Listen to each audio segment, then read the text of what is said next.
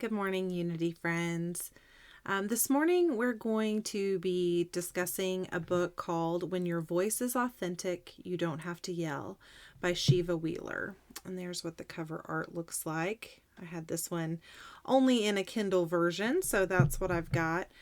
Um, this is a book that is a fairly easy read. It's not that long, but it's got some really good stuff in it, and it also has some good exercises. And so this book is all about getting in touch with your authentic self and your authentic voice. And I think if you've been watching my offerings on Sunday morning for the past several months, it's no surprise that there's obviously a part of my journey that I'm on this year about really exploring my authentic self and my authentic voice and trying to find that and, figure out what does that look like in my life right now? What does that look like in the world as we know it right now? And I'm just guessing that there's several of you that, are tuning in regularly that are kind of on that same journey. And I think back as I was putting this class together and really thinking about that journey for myself, I realized that during the White Stone ceremony at the beginning of the year, my word was emerge. And so it really just goes right in line with that, knowing at the beginning of the year that that was my task. And so, I think that finding our authentic voice and finding our authentic self in this world is one of the biggest things we can do. It's the most impactful thing on not only our own lives but on those around us, for us to be truly authentic. And that's, a mission at Unity of Springfield. That's what we say every Sunday, right? And so this is just me again kind of putting out there, this part of my journey, and again, hoping that you're all kind of along for the ride with me a little bit. So Shiva Wheeler talks about our inner authority, and that, we have to remember that when it comes to our own life and our own path, that we're the experts, because it's our inner knowing, it's our inner wisdom that can guide that path for us, and nobody else has our answers, and nobody else can tell us how to, reach the goal of our soul, of this human experience that we're in. And, he says, when life breathed itself into you for the first time, you were imbued with the knowledge and the wisdom that is unique to you and your pattern of unfoldment. And I really like the way that felt and the way that resonated when I read it. He also says this inner authority awaits your direction and your instruction. Unfortunately, we, for whatever reason in this human experience and in this, current unfoldment of society, we learn at a really young age to give away pieces of that authority and allow others to call the shots. And in doing that, it really removes a level of self-responsibility. And it creates these patterns in our life where we are giving away that inner authority or quieting it, so that we're instead listening to outside sources. And then when we do that, it makes it really easy not to do the inner work, because then everything is happening outside of us.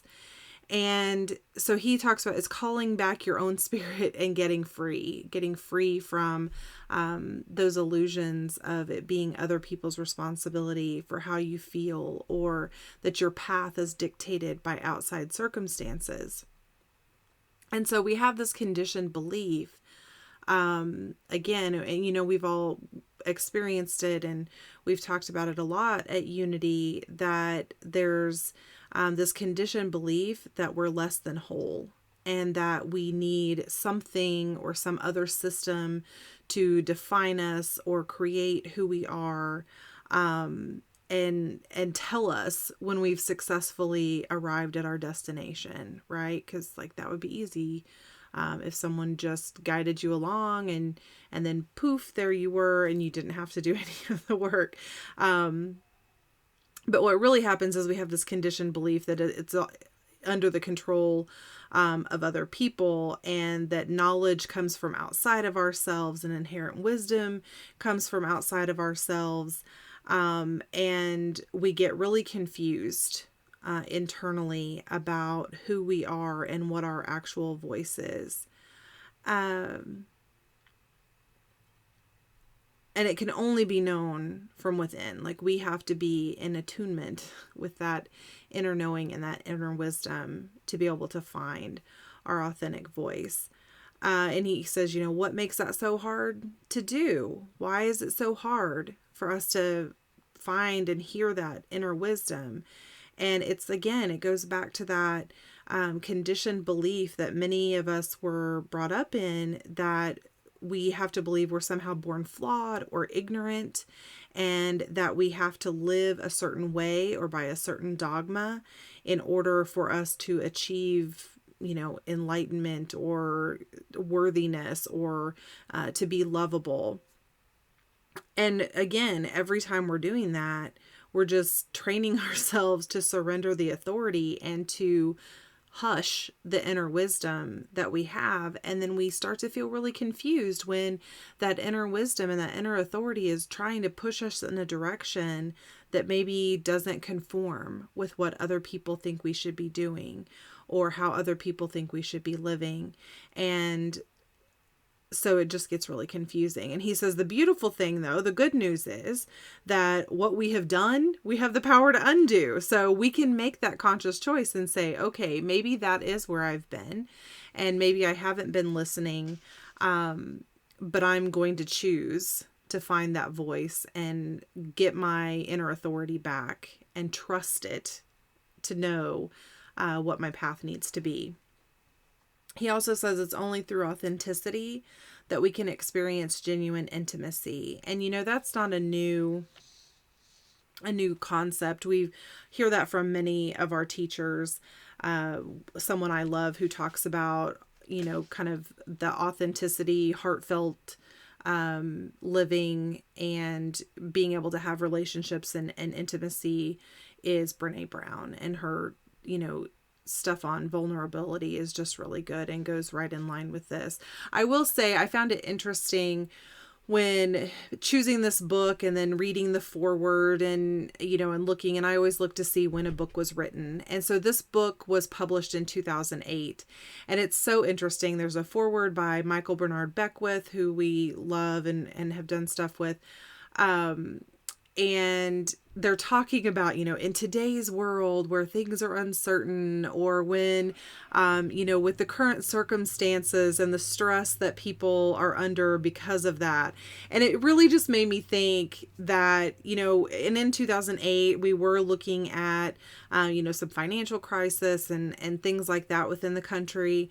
But it just really brought to light for me that I think you could sit down and write a book in whatever year, or you could look back to whatever year, and every time has its own struggles and it has its own set of circumstances that are happening.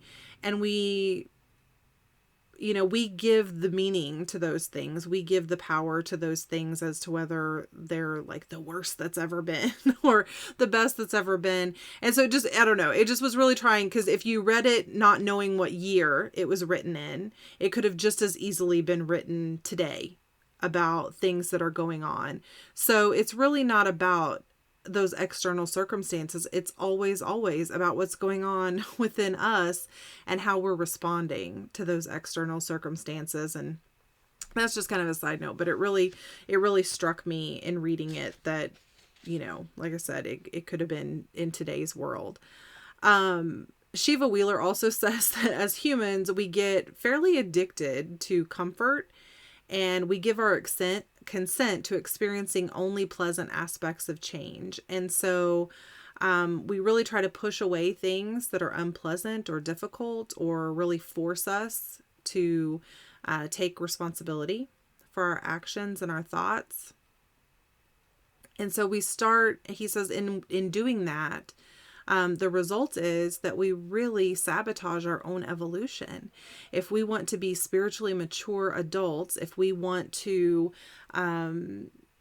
grow and evolve in our spiritual maturity, in our emotional maturity, grow in our relationships, our inner peace, all of that, like, we have to be willing to go through the change. We have to be willing to experience some discomfort. Otherwise, we're just sabotaging that process. So he says, are you willing to pass through the awkwardness of pain of the change in order to reclaim your inner authority? And making sure that our thoughts, speech, and actions are congruent and are unified. And when we do that, he says that's when we join heaven and earth and we walk the planet with inner dominion. If we can truly, marry all of those things together. So when our thoughts, speech, and actions are congruent, they're unified with our inner knowing and our inner wisdom. That's our heaven on earth. That's our peace that knows no resistance, right? And when I talked about the idea of self-responsibility, and he says again that, so many of us have accumulated all of these notions about what our true identity is, and that, we equate our job with who we are, or our role as a mother, sister, daughter,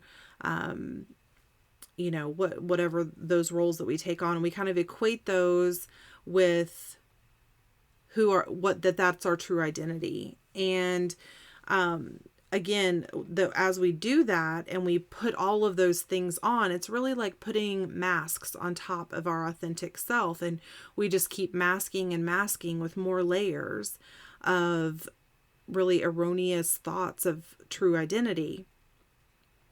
And then it can be really uncomfortable that when we figure out that that's our own doing, that we did that, we put those masks on, or we created the thoughts and the beliefs that are standing in the way of what we truly desire deep inside. And he told a story in the book about a relative who was a person of color and was very artistic. And this was probably in the 50s or 60s. I can't remember exactly. But was very artistic. And in high school, the idea of becoming a commercial artist, that was something that he really wanted to do. And he went to his high school counselor, and he said that his plans after graduation were to become a commercial artist. And the counselor at the time said, that's not a job for you. That's not a job that Black men are getting in this country. And, there's a steel mill down the road, and maybe you should go work there when you graduate. That's a much better suited job. And you're much more likely to get your foot in the door there. And his dream was crushed, because in his inner knowing, he was an artist, and he didn't go to the steel mill, but he also didn't pursue his dream as a commercial artist. And what happened was resentment built up because he felt like that counselor had dashed his dreams. And what Shiva Wheeler said was that, the self-responsibility in that is the realization that the counselor didn't dash his dreams. The counselor just put out a statement that he thought was truth. But it was the belief in that statement and giving over the authority to say, well, if this other person thinks that that's the truth, then I'm going to take it as truth and not even try. And so, Shiva Wheeler was saying he recognized that that person had created that experience. But then what happened is, because that had been his experience, he was then passing it on to younger generations and kind of giving them the same message, even though it had been really hurtful and damaging to him to get that message. And so it was just a matter of whether or not those other generations and those other individuals were going to buy into the same statement. So again, that, and that relative never did really own up to the fact that he could have pursued that dream, even with the counselor making that statement, that it was his choice not to pursue it for fear of failure or whatever it was that kept him from, trying to do that. And so he never took that self-responsibility, and he never got to that authentic place. He also says self-responsibility is really demanding. It's the result, if we can take self-responsibility, if we can really look inside and figure out how we are impacting those thoughts and those situations, that the result is mental, emotional, and spiritual maturity. Like, that's when we really hit the mark with maturity, is when you can say, I don't really like the way that turned out, and I completely understand my role and how I got here. He says the universe cheers you on as you push your way through tough, awkward spurts of growth that lie ahead. And above all, you should never give up on yourself, because that tenacity is a sign of empowered intention. And I like that too. Empowered intention, that when we really get in line with growing and pushing through the changes that are going to be necessary and pushing through that discomfort, that's really empowered intention. Like, we know that we're going to come up against some obstacles, but we're going to push through anyway. I loved that. And the more you use your authentic voice, the greater freedom you're going to experience, because that authentic voice is always aligned with your authentic purpose in life. The reason that you took this human form and decided to have this version of human experience. And so anytime we get to that place where we're truly speaking and seeking from our authentic selves, it's all in alignment. He talked too about the difference between honesty and authenticity. And I think that's important to note. So he talked about honesty is being free from fraud or pretext, whereas authenticity is living and expressing our authentic voice. So we need honesty. It's necessary to reach our authentic voice, but it's not just about being honest and straightforward with people. It's truly about unraveling the deceptions and the illusions around our authentic self and really getting to the heart of that, as well as being open to being vulnerable and letting other people in and letting them know that true self, and letting go of the need to have others' approval and validation. And he talks about that's one of the biggest stumbling blocks to expressing our authentic voice is, we as a society have come to really be attached to that feeling of being liked. And, look at social media. It's, every social media platform that you're on, there is some way for other people to interact with whatever you're posting. So whether that's a like button or a heart button or a thumbs up or, whatever it is, there is a way for others to be giving feedback, and people get really attached to whether or not other people are validating the items that they put out there. And so in our regular everyday life, we don't necessarily, yet there's not technology that people are walking around and every action we do, they're hitting an imaginary like or dislike button. But there are things that we get attached to: the smiles of others, praise from others, accolades, or,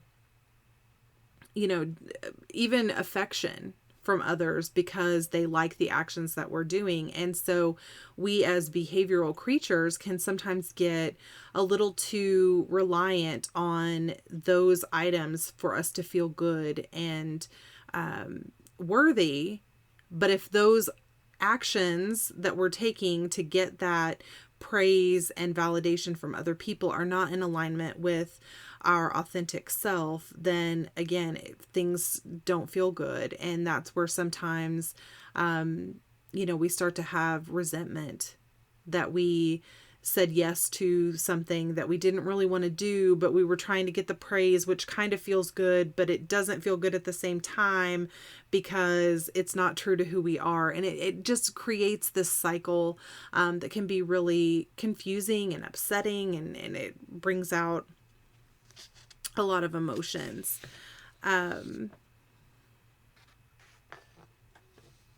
And he talks also about taking things personally. It goes along with that, as well as acting only to gain approval of others, that we really lose our inner authority and we really step away from our authentic voice and our authentic self when we're doing those things. If we're truly aligned with our authentic voice and its higher frequency, that's where we're going to experience that profound peace and harmony and balance. And he says that connection may encourage you to choose to live genuinely rather than through an identity aimed at pleasing others. So getting more attached to feeling in alignment than you are attached to gaining approval would, be the way to get to that inner peace.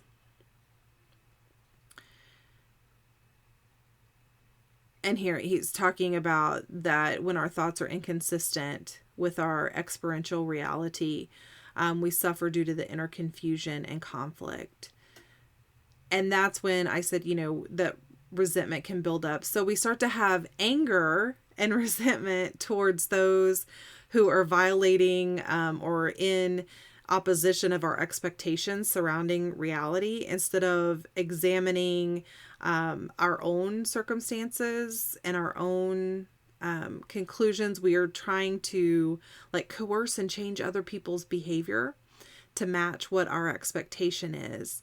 And so he talks about really, examining what's motivating those thoughts and behaviors, so that we don't just keep living out this pattern of having an expectation of someone else, and then the disappointment that comes when they don't feel the need to live their life based on our expectations, right?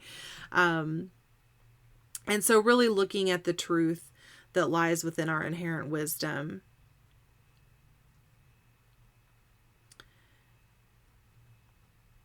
And not getting he talks too about getting caught up that when we are doing that to other people, we also do that with ourselves. And we make these really weird agreements like, okay, well, I'm going to do this action because I'm hoping to get this in return.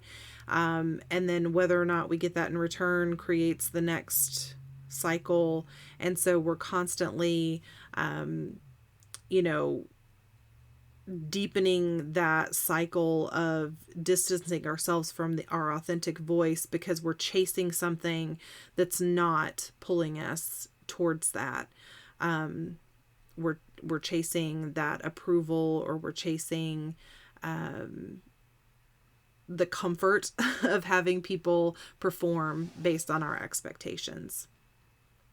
And he talks about Byron Katie's work here, the work which is many Unity people are familiar with Byron Katie's work, but just a little reminder. So she talked about exposing your unconscious belief, and putting it in the light and looking at it through clear investigation.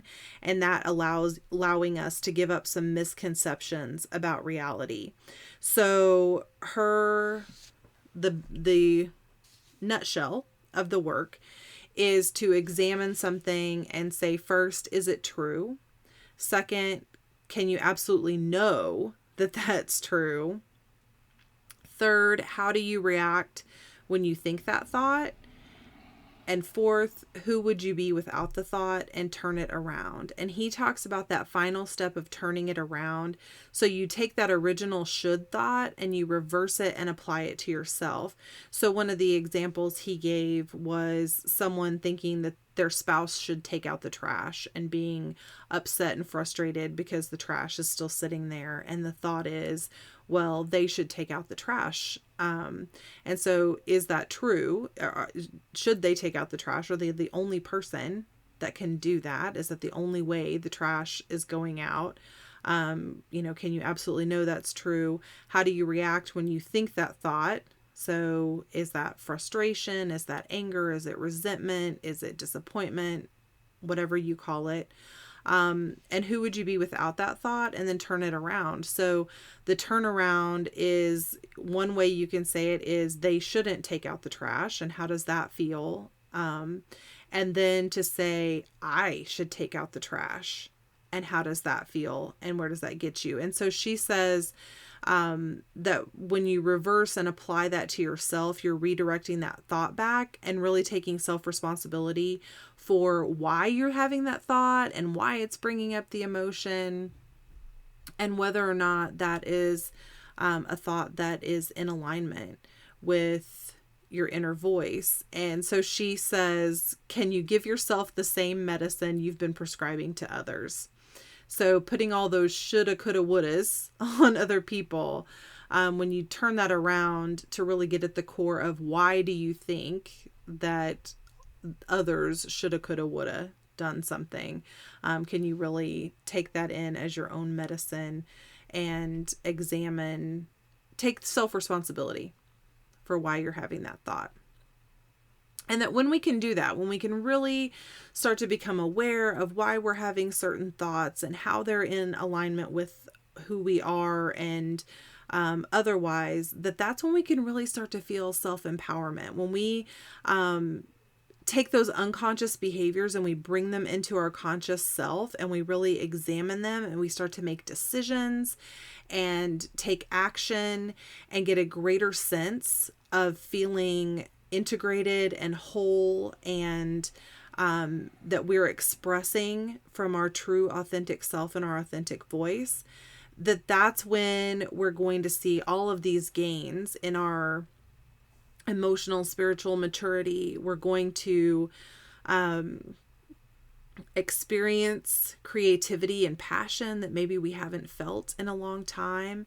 We're really going to have the ability to identify our beliefs and make conscious choices about whether those beliefs are working for us, and how we can skillfully use them in our lives.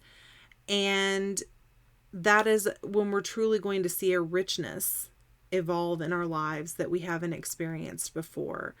And that our authentic voice, when we get there, when we're truly coming from that place, that it takes on a fuller resonance. When you are speaking from authenticity, others will take notice of the fact that is coming from a place of wholeness and from inner knowing. It will just resonate differently. It will be fuller. You will seem more comfortable with being vulnerable and exposing the true you. And through that vulnerability, your relationships and your interactions with people will be more meaningful and intimate, and rich than they have been before.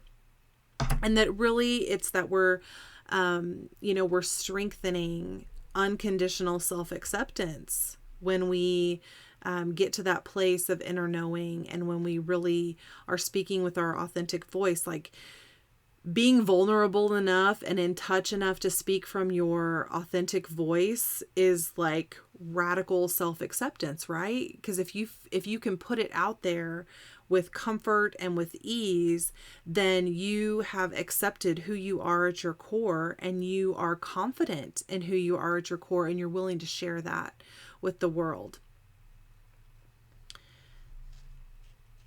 He talks about emotions, and that, we have to take care that when we're exploring those emotions and getting to the root of our awareness, that we make sure we don't invest in those emotions. And so he talks about saying things like, I am angry.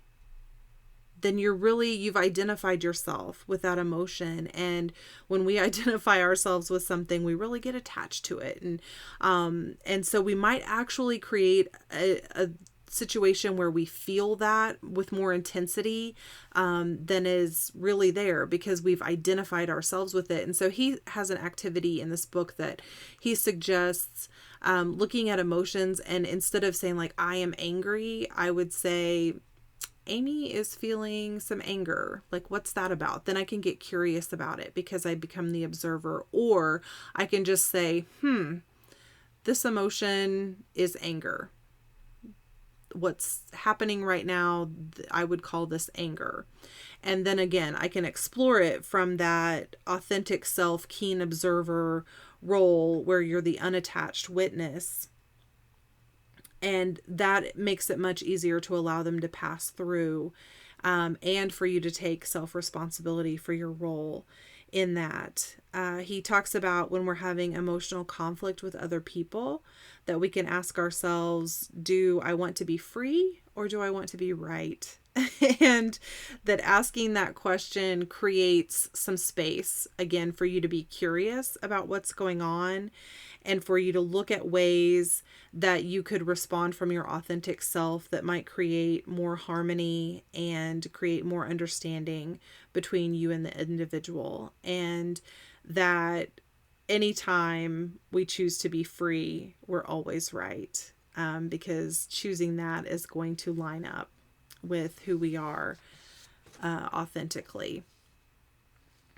And that when we fully awaken to our authentic self, everything contained in and beyond our sphere is affected, whether or not we're conscious of it. And so I think this is really kind of the crux of his title for the book, that when your voice is authentic, you don't have to yell. When you're truly in tune with who you are and what you're here to do, and you are vulnerable to that and you're willing to take self-responsibility, that not only impacts your immediate sphere of your immediate self and your immediate experience, but it's what we've talked about so many other places in Unity. Like, there's the ripple effect. Your energy impacts the energy around of those around you, where you can't directly like change someone's path, but we are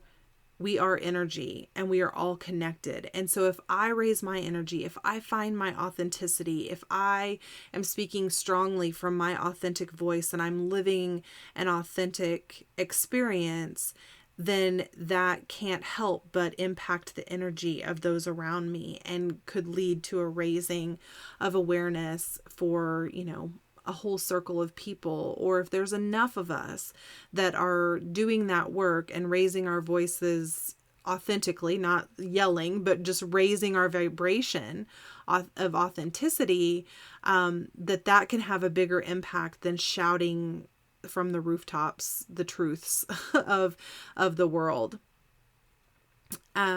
He also says, though, we can't rush it. We can't force an awakening.